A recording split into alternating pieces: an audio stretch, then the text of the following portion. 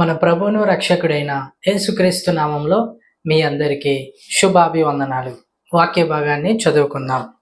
హెబ్రీలకు రాసిన పత్రిక 12వ అధ్యాయము 17వ వచనాన్ని చదువుకుందాం.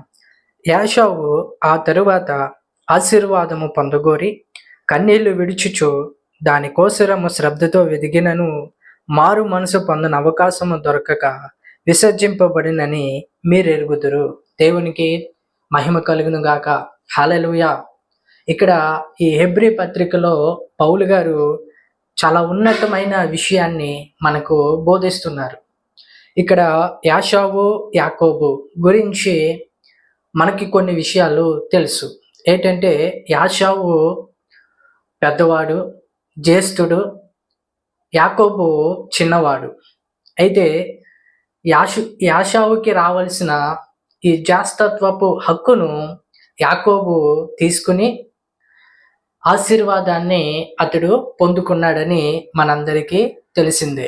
అయితే యాకోబు ఆశీర్వాదాన్ని పొందుకొని చాలా ఉన్నతమైన స్థితిలోనికి యాకోబు వచ్చాడు. యాషావు తన యొక్క జ్యేష్ఠత్వాన్ని కోల్పోయి అతడు భ్రష్టుడుగా మార్చబడ్డాడు. ఈ చరిత్ర మనకు తెలిసిందే. అయితే ఎలాగున యాషావు తన యొక్క జ్యేష్ఠత్వాన్ని కోల్పోయాడు అని మనము చదువుకుంటే ఆదికాండము 25వ అధ్యాయము 29వ వచనాన్ని మనము చదువుకున్నట్లయితే, ఒకనాడు యాకోబు కలగూర వంటకము వండుకొని చుండగా యాషావు అలసిన వాడై పొలములో నుండి వచ్చి, నేను అలసి ఉన్నాను, ఆ ఎర్రగానున్న దానిలో కొంచెము దయచేసి నాకు పెట్టమని అడిగిను. అందుచేత అతని పేరు ఎదోము అనబడిను. అందుకు యాకోబు, నీ జ్యేష్ఠత్వము నేడు నాకిమ్మని అడుగగా యాషోవు, నేను చావబోచున్నాను గదా, జ్యేష్ఠత్వము నాకెందుకనెను. యాకోబు, నేడు నాతో ప్రమాణము చేయమనెను. అతడు యాకోబుతో ప్రమాణము చేసి అతని జ్యేష్ఠత్వమును అమ్మివేయగా యాకోబు ఆహారమును చిక్కుడుగాయ వంటకమును యాషావుకు ఇచ్చెను. అతడు తిని త్రాగి లేచిపోయెను. అట్లా యాషావు తన జ్యేష్ఠత్వమును తృణీకరించెను. చదవబడిన ఈ మాటల్లో యాకోబు దగ్గర ఆహారం ఉంది, యాషావు దగ్గర జ్యేష్ఠత్వము ఉంది. అయితే యాషావు అలసిపోయి ఇంటికి వచ్చాడు. యాకోబు ఆహారం కలిగి ఉన్నాడు. అయితే యాకోబు చాలా వివేకం కలిగిన వాడు. ఏది విలువ కలిగిందో ఏది విలువ లేదో అతడు తెలిసినవాడు. యాషావు విలువ తెలియనివాడు. అయితే అతడు అలసి ఉండగా ఆహారము కావాలని యాకోబుని అడిగినప్పుడు యాకోబు నీ యొక్క జ్యేష్ఠత్వాన్ని నాకు బదులుగా ఇమ్మని అడగగా, అయితే యాషావు దానికి ఒప్పుకొని, నేను చావబోచున్నాను కదా, ఈ జ్యేష్ఠత్వం నాకెందుకు అని అతని యొక్క జ్యేష్ఠత్వాన్ని యాకోబుకు అమ్మివేశాడు. యాకోబు చాలా తెలివిగా అతని యొక్క అన్న దగ్గర నుండి ఈ యొక్క జ్యేష్ఠత్వాన్ని పొందుకున్నాడు. చదవబడిన ఈ వాక్యంలో యాషావు తన యొక్క జ్యేష్ఠత్వాన్ని తృణీకరించాడు.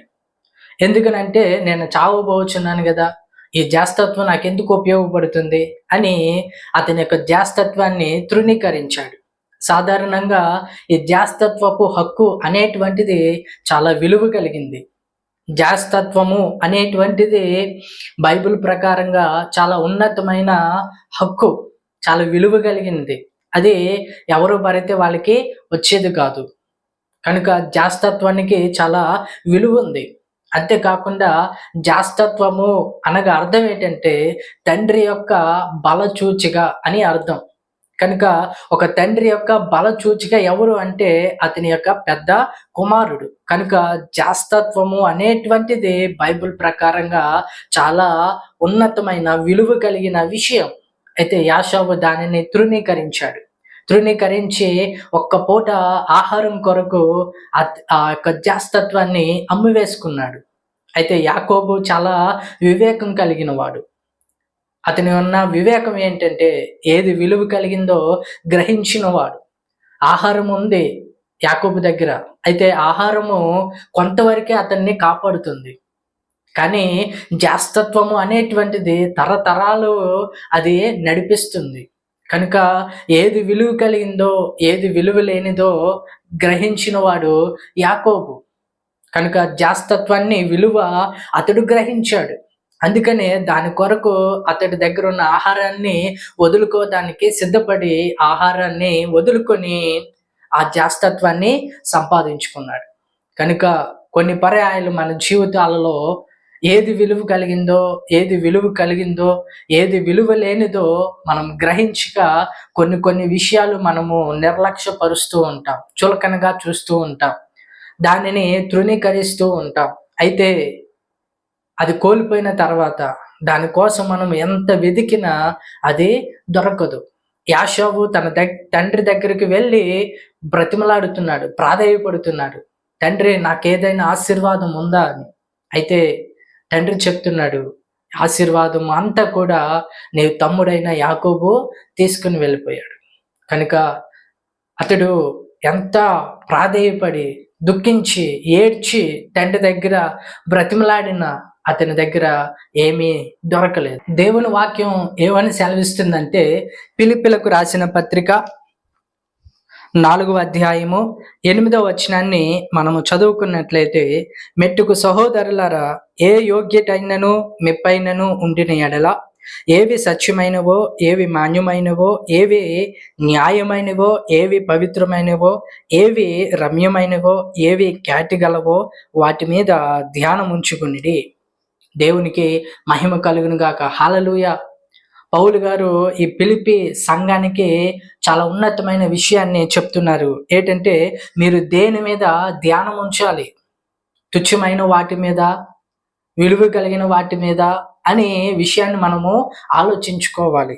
ఇక్కడ చదవబడిన వాక్యం ఏమని సెలవిస్తుందంటే, ఏ యోగ్యతైనను మెప్పైనను ఉండిన ఎడల, ఏవి సత్యమైనవో, మాన్యమైనవో, న్యాయమైనవో, పవిత్రమైనవో, రమ్యమైనవో, ఖ్యాతి గలవో వాటి మీద మనము ధ్యానం ఉంచాలంట.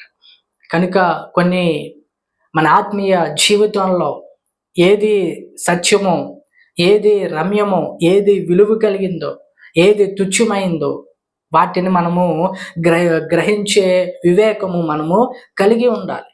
లేకపోతే అవి కోల్పోయిన తరువాత యాషోబు చాలా శ్రద్ధతో వెతికాడంట. కన్నీళ్లు విడుచుచు శ్రద్ధతో వెతికిన అవకాశము దొరకక విసర్జింపబడ్డాడు. కనుక అది కోల్పోయిన తరువాత ఎంత ప్రయాసపడినా, ఎన్ని కన్నీళ్లు కార్చినా, ఎంత వెతికినా అది దొరకదు. కనుక అవకాశం ఉన్నప్పుడే మనము దానిని వినియోగించుకోవాలి.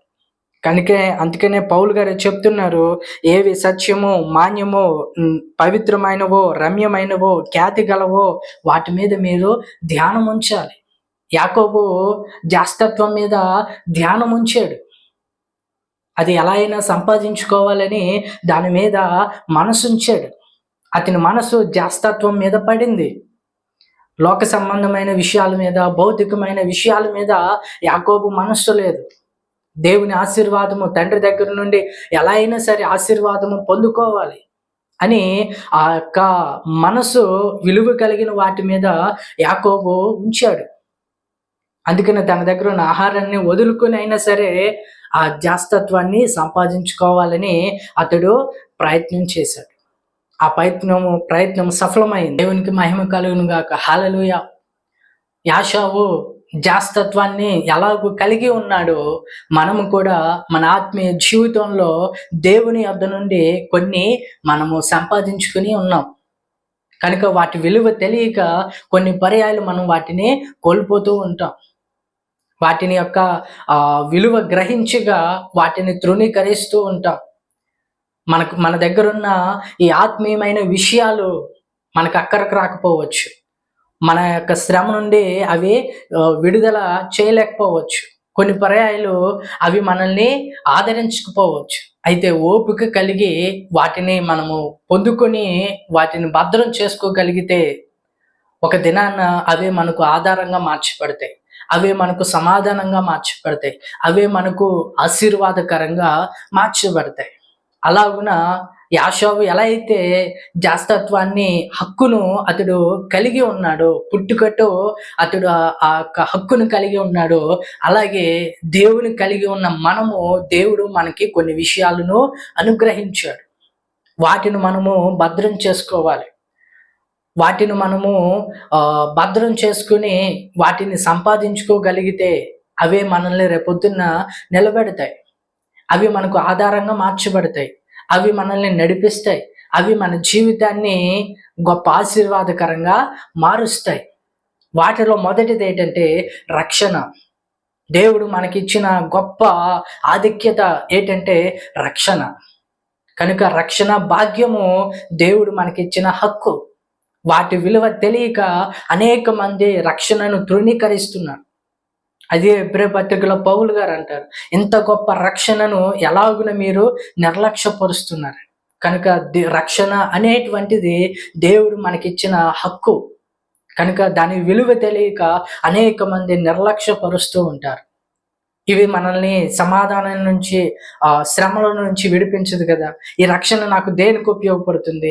నా అప్పులు తీర్చదు, నా యొక్క నిరాశల నుండి, నా యొక్క శ్రమ నుండి, నా యొక్క ఇబ్బంది నుండి, నా యొక్క అనారోగ్య పరిస్థితి నుండి ఈ రక్షణ నాకు దేనికి ఉపయోగపడదు అని చాలా మంది భావించి రక్షణను తృణీకరించిన అనుభవాలు ఉన్నాయి. కనుక ఈ రక్షణను మనము కొనసాగించుకోగలిగితే, దేవుడిచ్చిన ఈ గొప్ప రక్షణను మనము కలిగి దానిని భద్రపరచుకోగలిగితే, మన జీవితాంతా ఆ రక్షణను కొనసాగించుకోగలిగితే, ఆ రక్షణే మనకు ఆశీర్వాదకరంగా మార్చబడుతుంది. కనుక దేవుడు మనకిచ్చిన గొప్ప ఆధిక్యత ఏంటంటే రక్షణ. అనేక మందికి లేని భాగ్యము, అనేక మంది ప్రజలకు లేని భాగ్యము దేవుడు మనకు అనుగ్రహించాడు రక్షణ. అనేక మంది ధనవంతులు సహితము, పేరు కలిగిన వారు, ప్రఖ్యాతలు కలిగిన వారు, అనేక మంది ప్రముఖులు లేని భాగ్యము అల్పులమైన మనకు దేవుడు అనుగ్రహించిన గొప్ప ఆధిక్యత ఏంటంటే రక్షణ. అలాగనే దేవుడు మనకిచ్చిన మరొక ఆధిక్యత ఏంటంటే దేవుని కృప. ఈ కృప విలువ తెలియక దానిని మనము నిర్లక్ష్యపరుస్తూ ఉంటాం. దేవుడు మనకిచ్చిన గొప్ప అవకాశము ఈ కృప.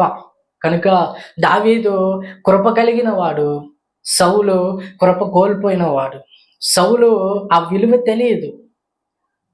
అతడు పొందుకున్న ఆ యొక్క సింహాసనం యొక్క విలువ తెలియక అతని యొక్క అవివేకపు పనుల వలన ఈ యొక్క కృపను కోల్పోయాడు.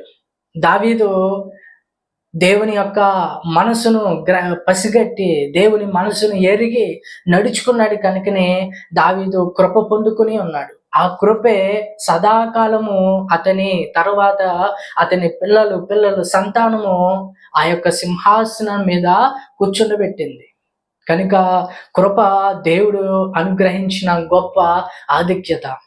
కనుక మనము కృప పొందిన వారిగా మనం ఉండాలి. కొన్ని పర్యాయాలు కృపను కోల్పోతాం. సౌలు వలె మన నుండి కృప దూరపరచబడుతుంది. కారణం ఏంటంటే మన అవివేకపు పనుల వలన, మన అవివేకపు ఆలోచన వలన, మన అవివేకపు క్రియల వలన ఈ కృప మన నుండి దూరం అవుతూ ఉంటుంది. కనుక కృపను దూరం చేసుకోకూడదు. కృపను సంపాదించుకోవాలి. కృప చేత మనం నడిపింపబడాలి.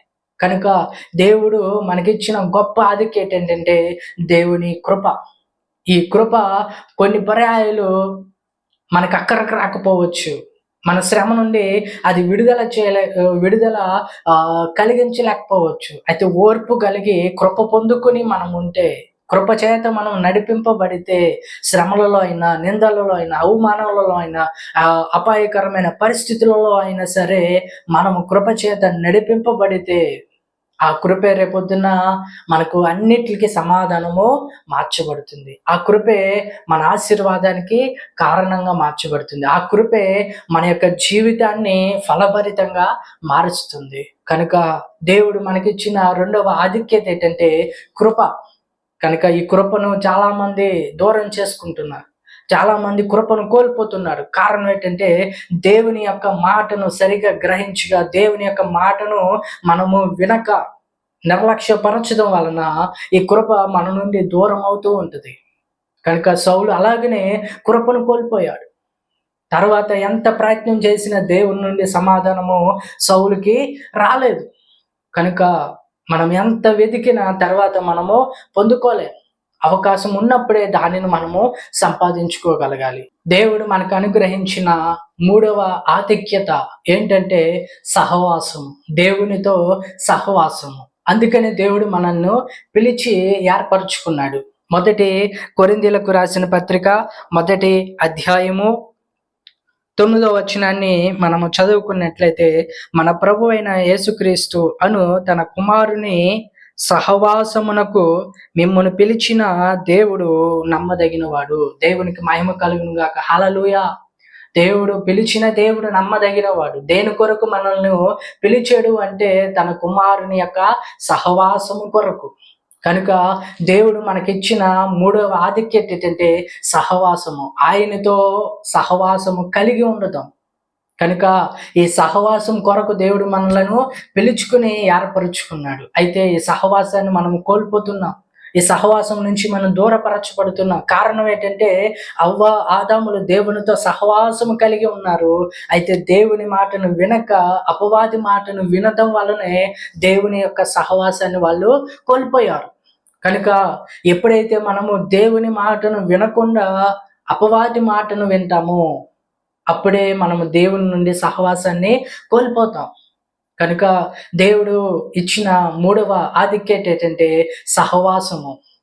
కనుక ఆయన రక్తం చేత కడగబడిన మనము ఆయనతో సహవాసం కలిగిన వారు, ఆయనతో సంబంధం కలిగిన వారము. అయితే ఈ బంధం ఎప్పుడైతే దూరం అవుతుందంటే ఆయన మాట విననప్పుడు, అపవాది మాటను వినినప్పుడు, మనం హృదయాలలో దేవుని మాట నివసిస్తే మనము దేవునితో సహవాసము కలిగి ఉంటాం. దేవునితో సహవాసము కలిగి మన యొక్క జీవితము ఫలభరితంగా మార్చబడుతుంది. కనుక మనము దేవుడు ఇచ్చిన మనకి 3వ ఆధిక్యత ఏంటంటే సహవాసము. మొదటిది రక్షణ, 2వది కృప, 3వది సహవాసము. ఆయనతో సహవాసము కలిగి ఉండడం కొరకు దేవుడు మనలను పిలుచుకున్నాడు, ఏర్పరుచుకున్నాడు. ఎక్కడో పాపపు బంధకాలలో ఉన్న మనలను దేవుడు విడిపించి ఆయన రక్తము చేత కడిగి పవిత్రపరిచి నీతిమంతులుగా దేవుడు మనల్ని మార్చడం కొరకు ఆయనతో సింహాసనం యందు ఆయనతో కలిసి మనల్ని కూర్చోబెట్టడం కొరకు ఆయన సహవాసాన్ని దేవుడు మనకు అనుగ్రహించాడు. ఎంత గొప్ప దేవుడు, ఎంత ప్రేమ కలిగిన దేవుడు. ఆయనతో కలిసి మనం జీవించాలని దేవుడు ఆశపడుతున్నాడు. అయితే ఈ విలువ గ్రహించగా, ఈ విలువ మనకు అర్థం కాక కొన్ని పరాయాలు వీటన్నిటిని మనము తృణీకరిస్తూ ఉంటాం, చులకన చేస్తూ ఉంటాం. మనము యాసావు వలె అవకాశము ఉన్నప్పుడు దానిని వినియోగించగా దానిని తృణీకరిస్తాం. అయితే తర్వాత మనం ఎంత వెతికినా మనము అవకాశము దొరకక విసర్జింపబడతాం. కనుక దేవుడు మనకిచ్చిన ఆధిక్యత రక్షణ, 2వది కృప, 3వది సహవాసము. ఎప్పుడు ఆ సహవాసం నుంచి మనం దూరపరచబడతామంటే అపవాది మనలో ప్రవేశించినప్పుడు, దేవుని వాక్యం మనలో నివసించగా అపవాది యొక్క ఆలోచనలు, లోకపు తలంపులు, లోకపు విషయాలు మనలో నివసించి అవే మనల్ని నడిపిస్తూ ఉంటే అప్పుడు దేవుని సహవాసం నుంచి మనం కోల్పోతూ ఉంటాం. కనుక ఆ తర్వాత మనం ఎంత వెతికినా అవకాశం దొరకదు. మనం ఎంత బ్రతిమలాడినా, కన్నీళ్లు కార్చినా, ఎంత ప్రాధేయపడినా అవకాశము దొరకదు. 10 మంది బుద్ధిగల కన్యకులు ఉన్నారు. 5 మంది కన్యకులు లోపలికి చేరబడ్డారు. 5 మంది కన్యకులు విడవబడ్డారు. బయట ఎంతో వేదన పడుతూ, బయట ఎంతో దుఃఖిస్తూ తడుతున్నారు. కానీ వారికి అవకాశము దొరకలేదు. కనుక కోల్పోయిన తర్వాత మనం ఎంత వెతికినా అవకాశము దొరకదు. కనుక అవకాశం ఉన్నప్పుడే మనం వాటిని వినియోగించుకోవాలి, వాటిని భద్రపరుచుకోవాలి. కనుక యాషోబు అవకాశం ఉన్నప్పుడే తన జాస్తత్వాన్ని భద్రపరుచుకుని ఉంటే, ఆకలితో ఉన్నా సరే, దప్పికతో ఉన్నా సరే, శ్రమల మధ్య, నిందల మధ్య, అవమానం మధ్య, పరిస్థితులు వ్యతిరేకంగా ఉన్న వీటన్నిటి మధ్య తన జాస్తత్వాన్ని భద్రపరుచుకోగలిగితే యాషోబు జీవితము చాలా ఆశీర్వాదకరంగా ఉంచబడేది. కారణం ఏంటంటే అతడు కొద్దిపాటి శ్రమలను ఓర్చుకోలేక, కొద్దిపాటి యొక్క పరిస్థితులకు అతడు నిలబడలేక తన యొక్క జాస్తత్వాన్ని అమ్మివేసుకున్నాడు. చివరకు అతడు భ్రష్టుడిగా మార్చబడ్డాడు. అతడికి ఏ ఆశీర్వాదం దొరకలేదు. కనుక దేవుడిచ్చిన ఈ ఆధిక్యతను మనము కోల్పోతే తర్వాత ఎంత వెతికినా ప్రయాసపడినా అవకాశము దొరకదు. కనుక అవకాశం ఉన్నప్పుడే మనం వాటిని వినియోగించుకోవాలి. కనుక శ్రమలలో, నిందలలో, అవమానాలలో ఉన్నా సరే రక్షణను, కృపను, సహవాసమును మనం దూరం చేసుకోకుండా వాటిని భద్రపరుచుకుని మన జీవితాంతము కొనసాగించుకోగలిగితే మన జీవితము యాకోబు జీవితం వలె ఫలభరితంగా మార్చబడుతుంది. అటువంటి కృప దేవుడు మనందరికీ దయచేయును గాక.